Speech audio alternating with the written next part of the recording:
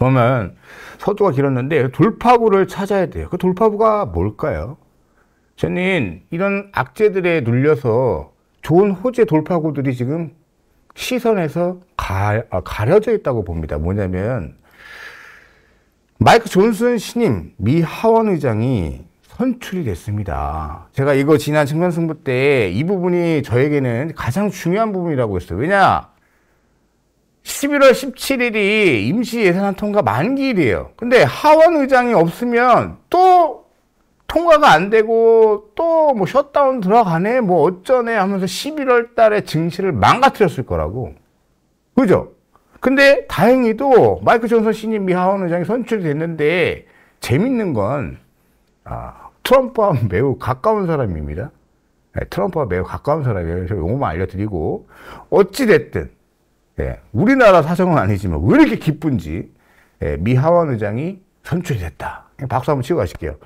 그래서 11월에 있을 가장 암묵적인 나의 머릿속을 괴롭히던 11월 17일에 예산안 통과가 가능성이 열려 있다 말씀드리고요. 또 하나의 호재는 지금 중국 왕이가 중국 왕이 외교부장이 사흘간 방미를 하는데 오늘 아마 넘어갔죠. 미국 시간으로 내일이 될 겁니다. 바이든을 접견하기로 예정되어 있습니다. 근데 접견을 왜 할까요? 미국과의 미중 정상회담 가능성이 열려 있어요. 왜냐? 11월에 샌프란시스코 G20이 있거든요. 이 샌프란시스코 G20에서 정상회담 가능성이 있습니다. 그래서 이때 G20 하면서 또 못 이기는 척 악수하면서 그러니까 이게 뭐냐면 하든지 말든지 사실 우리가 뭐 무슨 상관입니까? 근데 이 주식에서는 이런 흐름들 화해 제스처가 그러니까 미중 무역 분쟁에 대한 이슈들을 좀 가라앉힐 수 있다라는 부분을 말씀을 드리는 겁니다. 그죠? 네. 그래서 그렇게 생각을 하시면 되고, 어찌됐든 돌파구들이 이렇게 하나둘씩 나온다라는 거 매우 긍정적인 시그널이었다. 이렇게 말씀을 드립니다. 그래서 이 샌프란시스코 G20이 저는 매우 중요해요. 그 11월에 물려있죠? 요거 잘 좀 되고, 11월, 그 다음에 임시 예산 통과 좀 잘 되고, 이런 것들을 좀 기대를 하고 있습니다. 이스라엘 문제는 좀, 눌러줘야 되는데, 제가 그 부분에 대해서는 할 말은 너무나 많지만, 시간 관계상 말을 아끼겠습니다. 제일 중요한 겁니다. 이번에 3분기 PC, 그러니까 내일 발표될 거는 이제 9월 PC가 발표가 되는데, 지금 3분기 PC가 보세요, 여러분. 3분기 PC가 2.4로 뚝 떨어졌어요. 인플레이션 얘기 지금 입도 안 나오죠. 이 얘기 일절 나오지도 않죠, 여러분? 맞다, 1번. 아니, 지난달까지인가요? 뭐, 인플레가 어떻고 맨날 그러면서 금리 올려야 되고 이걸로 논쟁이었잖아. 근데 내가 뭐라 그랬어요? 이미 뼈대는 추락하고 있기 때문에 인플레이션 생각지도 하지 마시라고. 다 그거 저거라고. 근데, 어찌됐든, 3.7이었는데 2.4로 떨어졌어? 그러면 2%대는 연준이 목표로 하는 수준의 인플레이션이잖아요. 2.4. 그래서 아까 바이든이 떠들어댄 자기 치적에 대해서 제가 말씀을 드린 거예요. 인정한다고. 네. 어찌됐든 인플레이션은 잡혀가고 있다라는 긍정적인 부분도 있다라는 거 여러분. 또 모르겠습니다. 또 뭐 중동 분쟁이 확전돼가지고 또 유가를 또 만약에 뭐 폭등시킨다. 뭐 말이 바뀌겠지만 폭등이 나올 것 같았으면 애진작의 폭등이 나왔어야죠. 아마 병원 폭파 이슈가 있었을 때 초급등이 나왔어야 됩니다. 유가는. 공포에 막 맞물리면서 유가가 폭등이 나왔어야 되는데 그 모습은 나오지 않았다라는 거. 네, 이렇게 말씀을 드리고 중요한 건 그러면 지금 우리 증시를 한번 볼게요. 제가 지난번에도 강조를 드렸지만, 우리 증시의 대장은 SK 하이닉스라고 말씀을 드렸어요. SK 하이닉스. 이 SK 하이닉스가, 이때까지 아주 좋은 흐름이었고, 예. 저는 뭐 엄청난 폭등까지는 아니어도 뭐 14만원까지 목표치는 열려있다 말씀드렸고, 쭉 올라갔어요. 하마스 이슈 터지면서 밀렸고, 또 이번에 여기서는 실적 괜찮았어요. 실적 괜찮았는데 알파벳이 또 구글이 급락 나오면서 두들겨 맞았습니다. 두 방 두들겨 맞았는데, 말씀드렸죠? 예, 점유율 싸움인 거지, 예. 인공지능의 산업 자체가 폄하되거나 시장이 축소되는 건 절대 아니라는 거. 이걸 명심하셔야 돼요. 그래서 하이닉스도 우리가 확인할 수 있었던 건 뭐예요? 실적에서.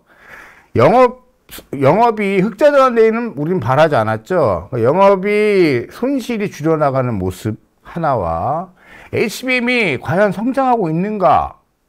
성장하고 있음을 확인을 했죠. D램 가격이 바닥을 찍었는가? 바닥 찍힌 걸 확인했단 말입니다. 그러면 여름부터 많이 논쟁이 있었던 반도체 업황 바닥은 지금 여름입니다. 라는 말들을 했던 분과 그렇지 않은 분들이 계시는데 그 말을 했던 분들은 맞는 거죠. 그러니까 그 바닥이 왔을 때 바닥인지 몰라요. 근데 업황 바닥에 와서 그죠? 이미 벌써 하이닉스가 어찌됐든 바닥에서 얼마나 많이 올라왔어요. 보세요. 5월 달부터. 그죠? 급등 나왔지 않습니까? 이렇게 수직 상승으로. 이런 파동이 한번 또 나올지 모르겠지만, 어찌됐든, 반도체 섹터는 저는 업황 바닥은 이미 확인됐다는 게 확인이 됐기 때문에 우상향 기조를 올해 하반기와 내년까지 보셔야 되는 거예요. 근데 중요한 게 있습니다. 하이닉스 이런 모습을 보여줘야 되는 아주 중요한 이유는 관련된 인공지능 산업, 관련된 반도체 소부장들에게 희망을 줄 수 있고 모멘텀이 아직 살아있음을 암시해 줄 수 있기 때문에 매우 좋은 현상이다라고 말씀을 드리는 겁니다. 이해되셨죠? 그럼 하이닉스의 이런 흐름, 그 다음에 삼성전자, 진폭이 계속 있지만 200에서는 계속 지켜주고 있습니다. 200에서 지키면서 여기가 이제 저항대에서 이렇게 밀려 내려오고 있는데 지지라인대를 지켜주면서 200에서는 방어를 해주고 있어요. 이 가격대는. 그래서 저는 진짜 지금 어려운 장이었고 노이즈들이 계속 나옴에도 삼성전자 이렇게 굳건히 버텨주고 있는 건 우리 증시에 매우 좋다. 그죠? 아까 빅테크 기업들의 특징과 삼성전자 하이닉스의 특징을 비교해 보면 200일선을 지켜주고 있다는 게 매우 중요하다 말씀을 드립니다. 그 다음 2차 전지의 반격을 많이들 생각하고 꿈꾸고 계실 거예요. 저 역시 마찬가지입니다. 때가 근데 지금 왔어요. 제가 10월달 언저리에서 저점을 만들어주고 반격이 나올 수 있다. 근데 저는 일단은 포스코 홀딩스를 봅니다. 말씀을 드렸는데 200일선까지 쫙 밀려있죠. 이런 거 보기가 쉽지 않습니다. 이럴 때나 볼 수 있는 거예요. 아무 때나 볼 수 있는 게 아니에요. 이게 정별이 쫙 만들어져 있을 때 200일 이평선까지 쫙 내려와 주는. 그죠? 요때 한 번 있었네요. 언제입니까? 요때. 23년도 1월이네요. 예. 요때 한 번 200일선 줬었고, 두 번째 딱 준 겁니다. 그러니까, 매수를 들어가는데, 단기 트레이딩 하시는 분들은 찔러 놓고, 밑에 하단에 컷을 잡아야겠죠? 컷에 걸리면 매도 됐다가 다시 저점을 노리는 거고요. 아니야, 나는 좀 분할로 야금야금 모아갈 거야. 좀 딱 좋다. 200일선에 와 있으니까요. 그래서 200일선 근처에 와 있거나 내 종목이 200일선 밑에 쳐져 있다. 지금 파는 자리가 아니라 다시 대반격 파동은 반드시 한번 주니까 그때 가서 생각하셔도 늦지 않습니다. 현금 있는 분들은 혹은 모아가던 와중에 지금 최근 일주일 안 좋은 시장 겪었다라면 모아가던 행위를 멈추지 말고 강단 있게 그 하던 행위들을 해 나가셔야 돼요. 두려우실 수도 있고 불안하실 수도 있지만 멀리 갈 필요도 없어요. 1년 전, 2년 전 뒤를 돌아보세요.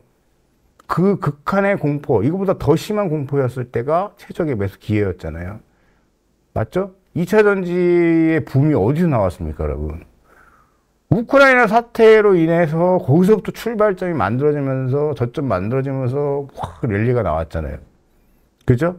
그래서 일단은 자산 가치가 60만 원 좀 넘는데 지금 42만 원대에 놀려 있다는 건 포스코홀딩스 너무나 저렴하다 말씀드리고요.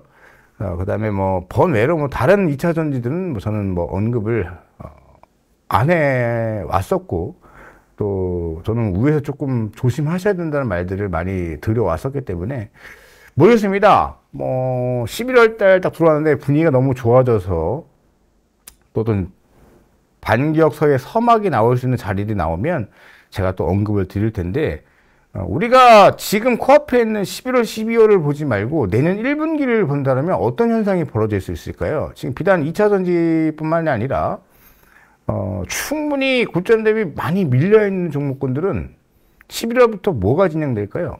양도세 세금 신고를 바쁘게 할 겁니다. 그 신고가 끝나고 나면 그죠? 내년 1분기를 노리는 거죠. 그러니까 저는 이게 쫙쫙 밑으로 쳐져 있어서 양도세 우리가 모르는 큰 손들이 신고 다 하고 저점 잡아 들어가기에 11월, 12월 너무 좋은 거죠.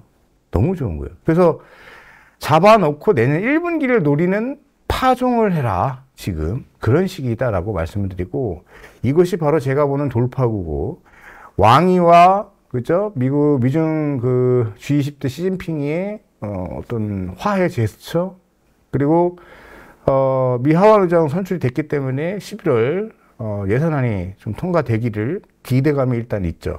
하원 의장이 뽑히지도 않은 상태에서 우리가 11월을 맞닥뜨리면 시장이 얼마나 그게 그죠? 싫어하겠습니까? 저 역시도 상상도 하기 싫은데 하원 의장 뽑힌 거 너무 다행이다라는 말씀 또 드리고 이렇게 하나하나 어려운 시장이지만 돌파구를 찾아서 이겨내 봅시다. 한 가지 분명한 건 여기가 끝은 아니에요. 반등 한번 주고 그때 가서 생각해도 됩니다. 한번 주고 진짜 중기 추세하락으로 접어들 거냐 그때 가서 판단하자라는 거예요. 오케이, 좋습니다. 여기까지 마치고요.